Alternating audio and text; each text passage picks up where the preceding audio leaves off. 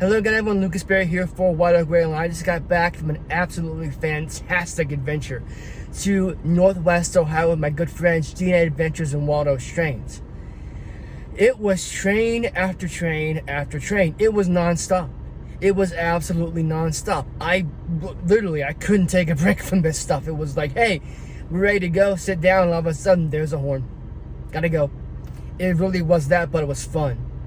I've never been on a Railfan trip before like this, and I cannot wait to go again.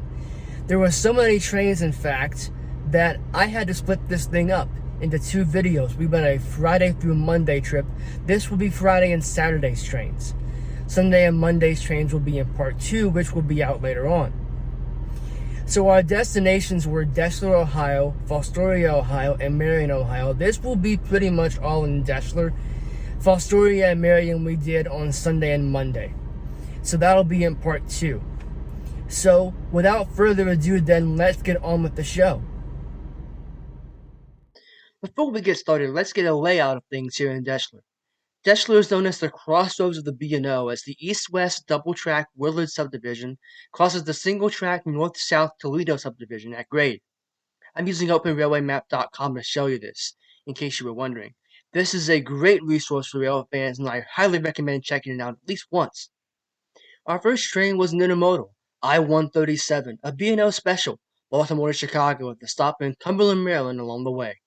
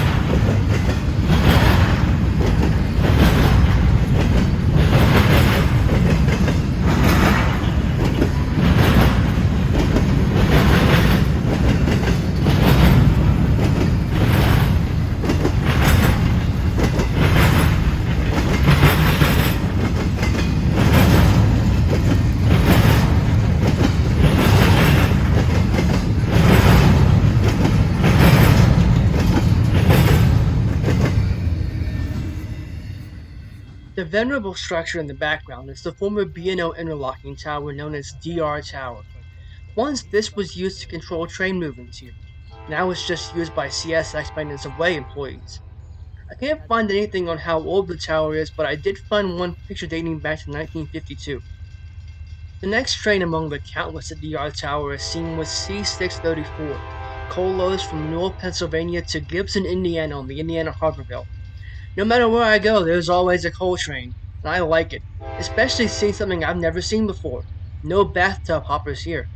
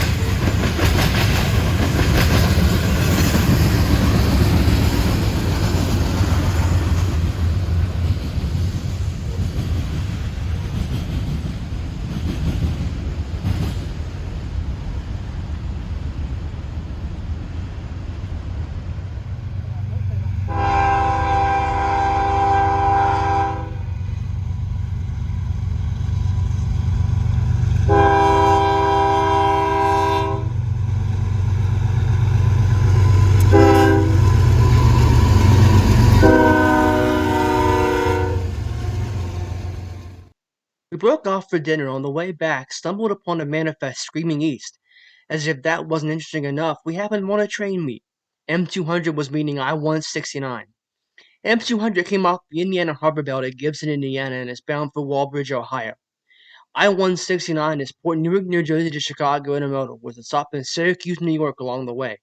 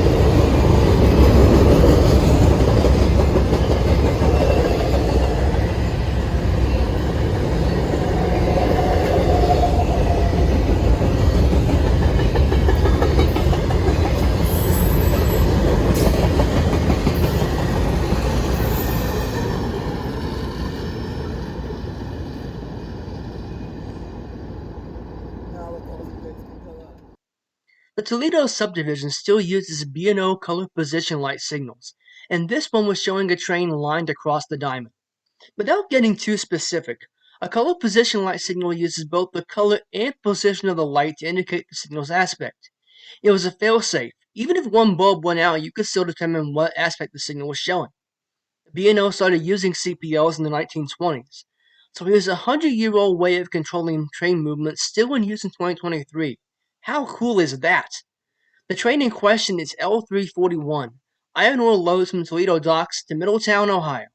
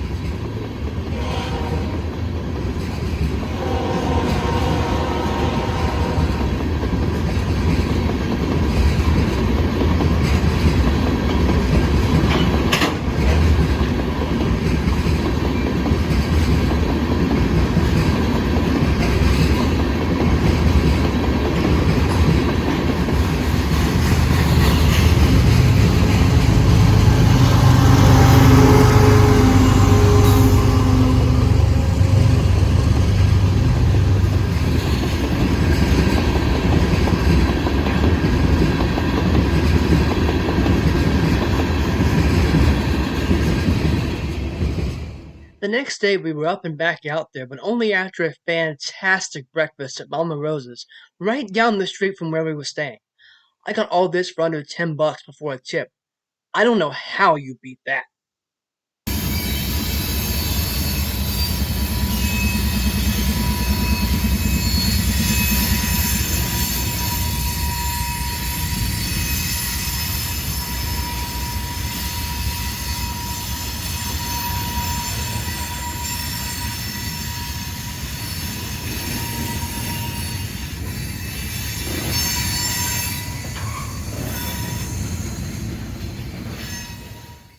Out on the rails, our first train was B522, steel slab loads from Detroit, Michigan to Middletown, Ohio.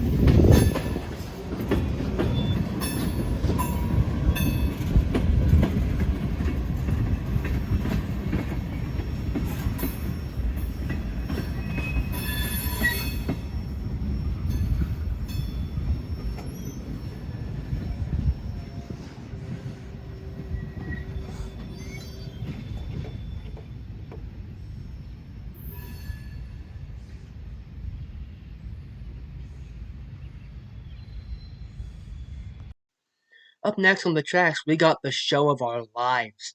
Check out the horn show from the engineer of I-140, Fairburn, Georgia to North Baltimore Intermodal.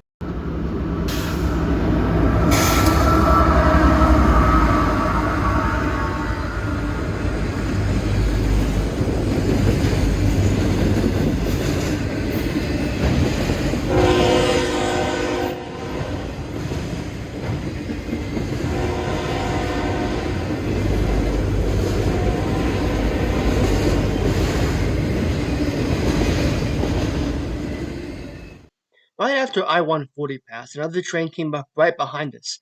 This is M352. Louisville to Chicago manifest with a healthy dose of auto wrecks.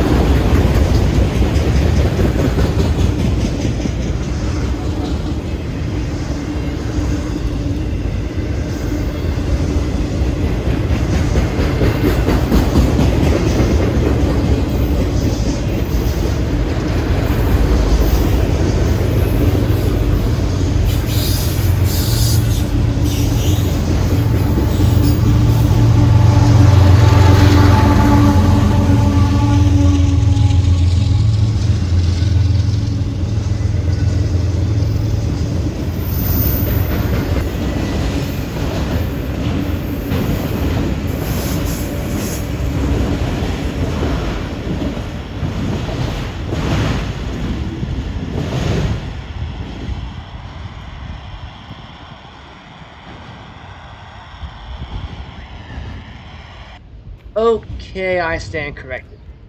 M352 was all auto wrecks. Speaking of automobiles, after that we were off to Detroit for some exploring. Our destination was the Henry Ford Museum in Dearborn. This is an absolutely fantastic place that I highly recommend you visit at least once. Most appealing to C&O rail fans is Allegheny Steam Locomotive number 1601, which was used on long coal drags in West Virginia. Also on display here is the Fairlane, Henry Ford's private rail car. This car was parked at the coal town of Nuttleburg, West Virginia, after Henry bought the town in the mine operation. The old man even got down to the mine during his visit. Nuttleburg is about 10 miles west of Thurman, and we'll try to get down there sometime soon and show you around.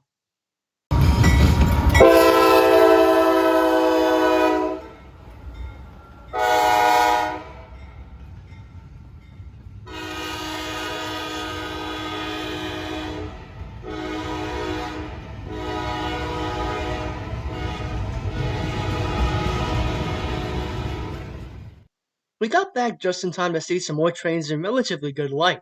First up is I-136, intermodal from Chicago to Portsmouth, Virginia.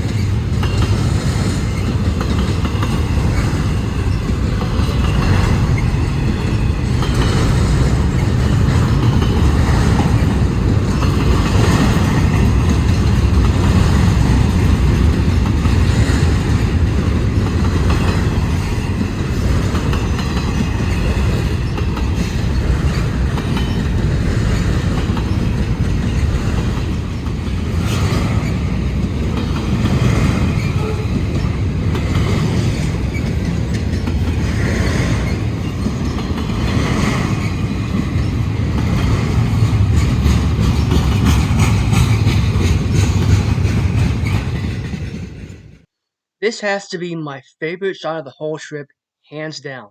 A train knocking down the B&O signals with the B&O interlocking tower in the background. The train in question is M209, auto racks from Walbridge, Ohio to Louisville, Kentucky.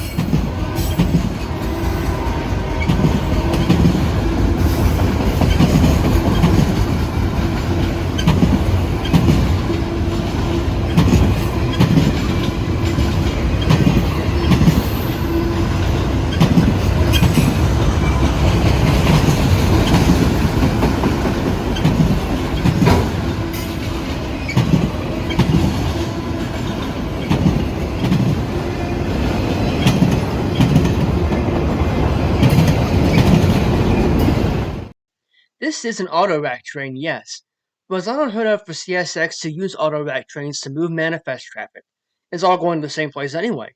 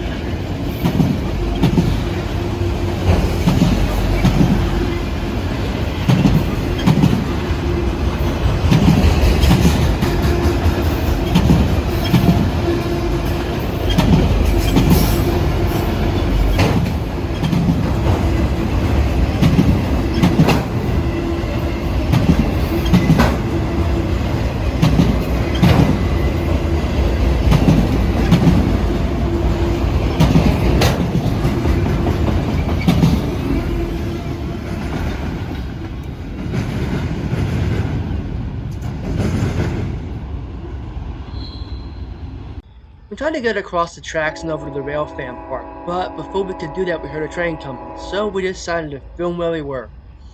The train in question was M369, daily manifest traffic from Cumberland, Maryland to Chicago, the Union Pacific SD70 ACE third out.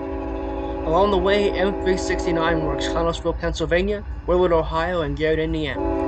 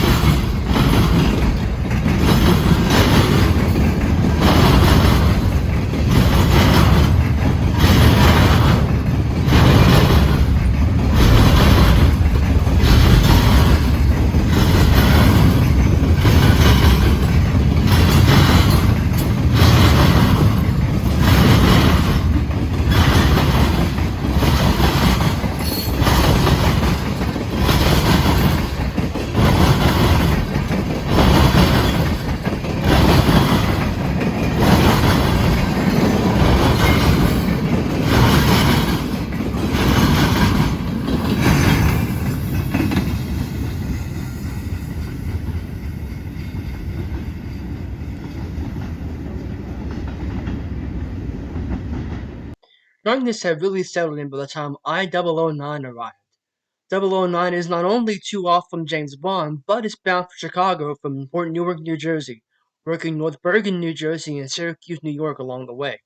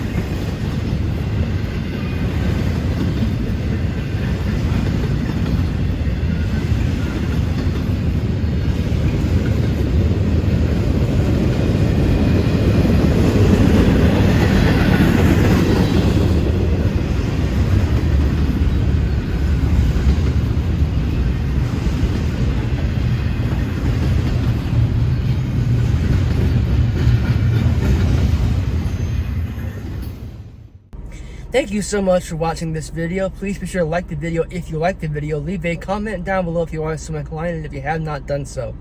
Subscribe to the channel and hit that bell to get notified when a new video gets posted. Until next time, somewhere out there in the neighborhood, I am Lucas Berry for White Oak Rail.